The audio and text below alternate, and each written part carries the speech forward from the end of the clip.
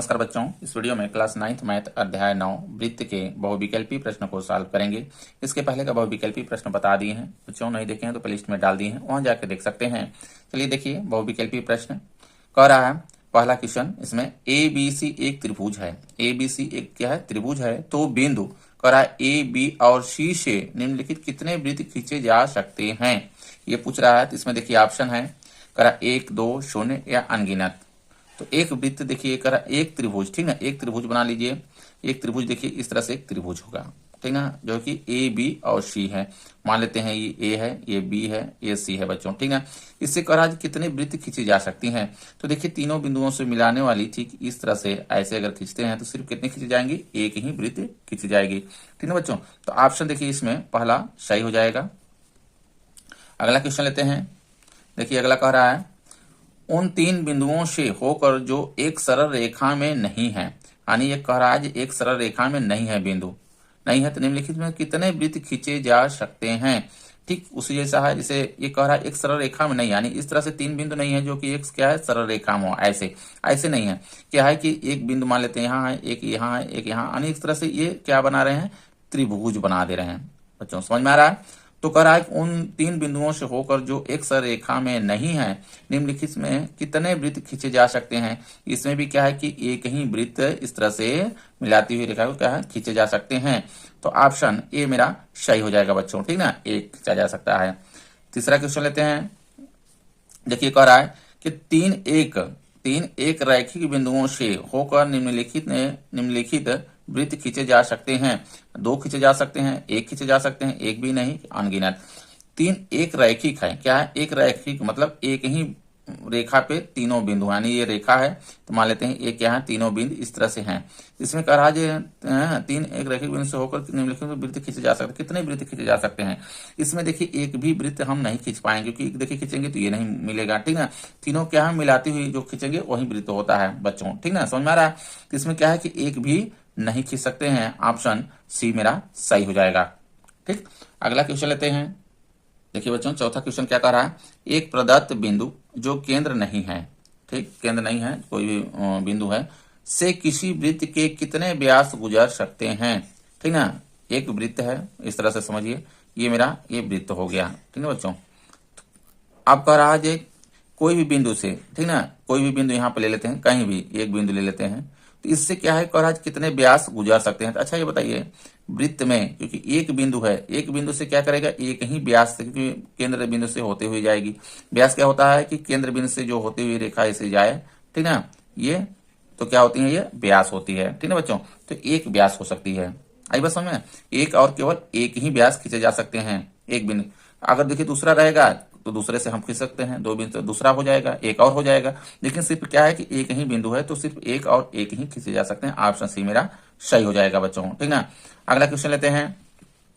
देखिए अगला क्या कर रहा है, किसी वृत्त में 10 सेंटीमीटर लंबाई की एक जीवा, ठीक ना, वृत्त ले लेते हैं एक, पहले देखिए समझते चलिए। ये देखिए मेरा इस तरह से मान लेते हैं, ये क्या है, ये वृत्त है, ठीक ना। इसमें कह रहा है कि किसी वृत्त में 10 सेंटीमीटर लंबाई की एक जीवा, जीवा क्या होती है, ठीक ना। देखिए ये तो जो होता है बीच में से जो जाएगी रेखा उसको क्या बोलते हैं, व्यास बोलते हैं, ठीक ना, ठीक ना। और सबसे बड़ी जीवा भी होती है, उसको क्या बोलते हैं, सबसे बड़ी जीवा भी बोलती है। तो लेकिन यहाँ पे क्या है मान लेते हैं ये मेरा ये जीवा है 10 सेंटीमीटर है, यहाँ से यहाँ तक कितना है 10 सेंटीमीटर, ठीक ना। इसका नाम भी रख लेते हैं, मान लेते हैं ये है, ये मेरा बी है थोड़ी देर के लिए, ठीक ना।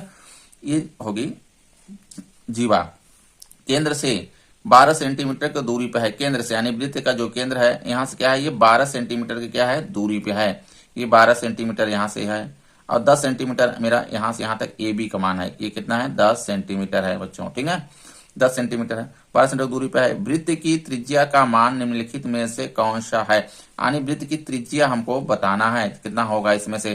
तो यहाँ से देखिए ये और बिंदु और इस बिंदु को हम मिलाएंगे तो यही तो वृत्त की त्रिज्या होगी, यहाँ से यहाँ तक मान लेते हैं ये ओ है, ठीक है, ये सी बिंदु है मान लेते हैं थोड़ी देर के लिए। तो अब हमको क्या बताना है कि ओ ए बताना है वृत्त की त्रिज्या।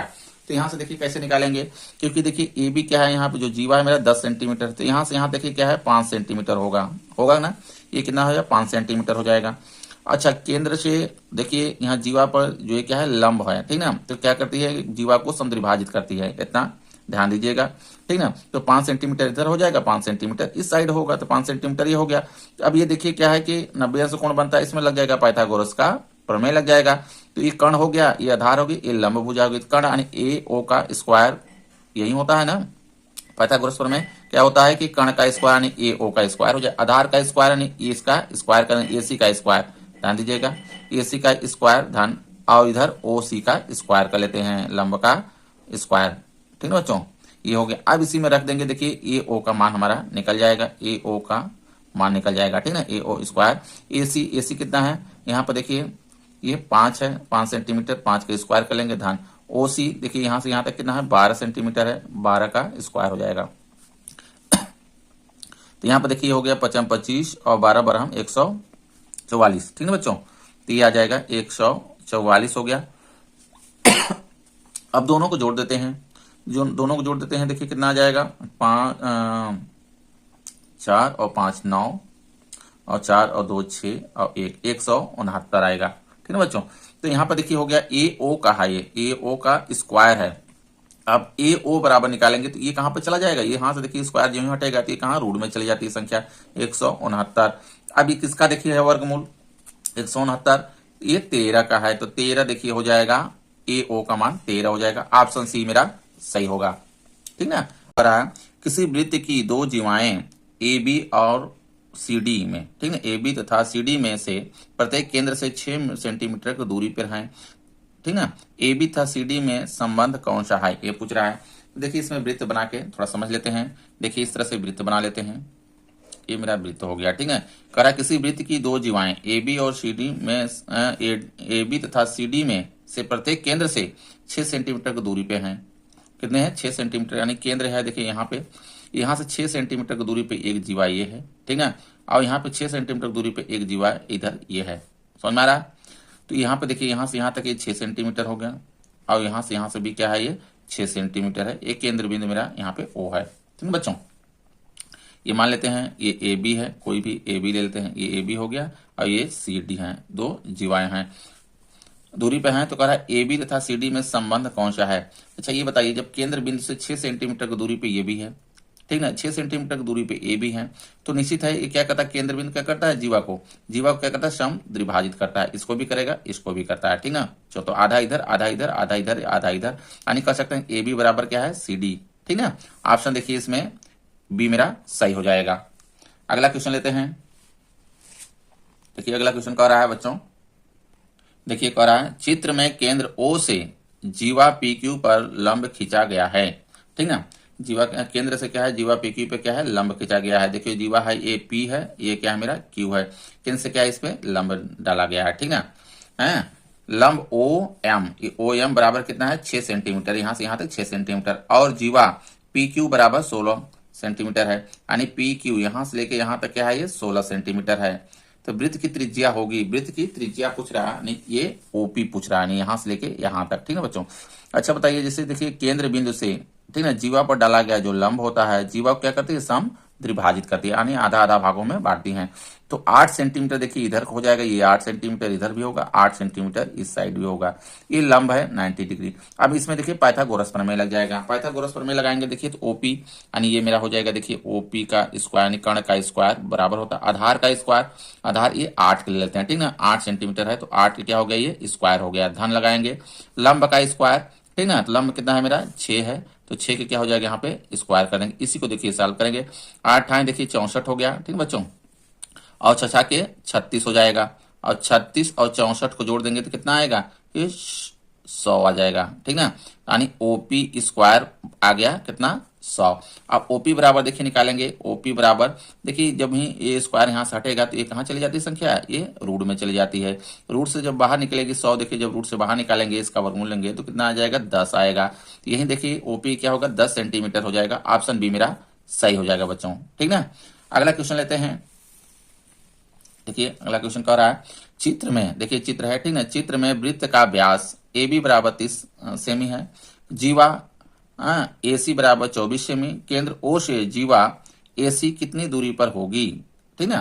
केंद्र ओ से जीवा कह रहा है कि जो ए सी है, ए सी यानी यहाँ से यहाँ तक कितनी दूरी पे होगी।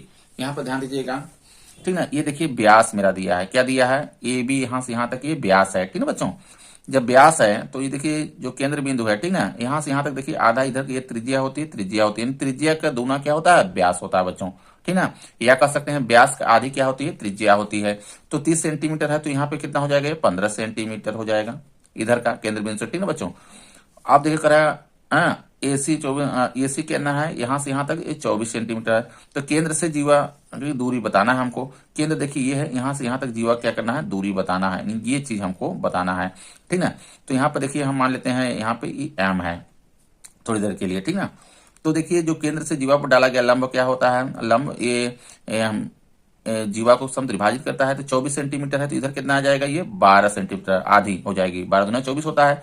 अब देखिए हमको क्या निकालना है, ये निकालना है। इसमें भी क्या लग जाएगा, पाइथागोरस प्रमेय लग जाएगा बच्चों, ठीक।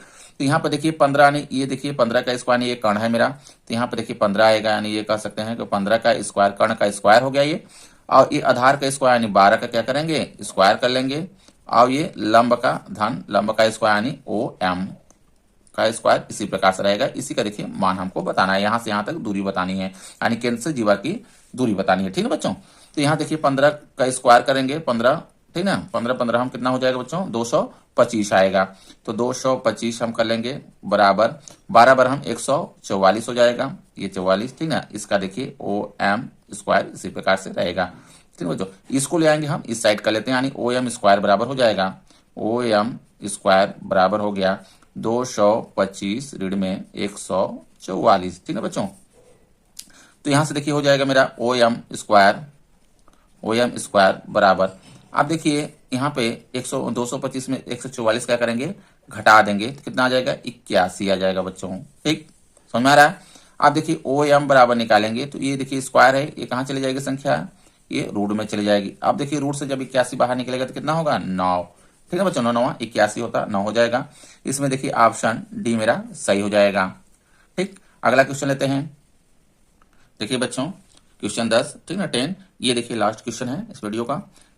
एक और क्वेश्चन, आकृति में एंगल ए बी सी बराबर कितना है, 69 है, यानी देखिए ए बी सी यानी यहां से यहां तक एंगल कितना है, 69 है। और कह रहा एंगल ए सी बी यानी ये वाला एंगल दिया है 31, ठीक ना, 31 अंश है, 31 है बच्चों यहाँ पे 31, ठीक ना, 31 अंश है। तो एंगल बी डी सी ज्ञात कीजिए कह रहा है, हमको क्या ज्ञात करना है, बी डी सी ज्ञात करना है।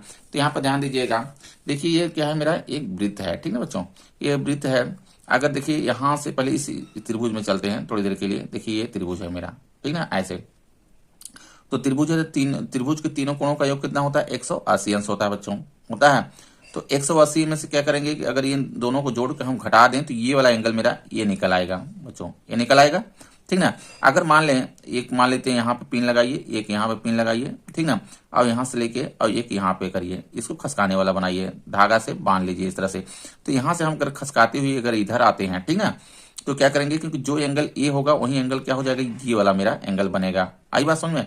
तो वृत्त पे जो कहीं भी अगर हम इसको खिसकाते हुए ले जाएं तो एंगल क्या करेंगे, तो बराबर होता है बच्चों, यानी कह सकते हैं कि एक ही वृत्तखंड में बने कोण क्या होते हैं, बराबर होते हैं, ठीक। तो यहाँ पर देखिए पहले इस एंगल को हम निकाल लेते हैं। तो एंगल देखिए ए हम अगर निकालने के लिए क्या करना होगा, एंगल ए बराबर इसको निकालेंगे तो 180 अंश होता है त्रिभुज के तीनों कोणों का योग, ठीक ना।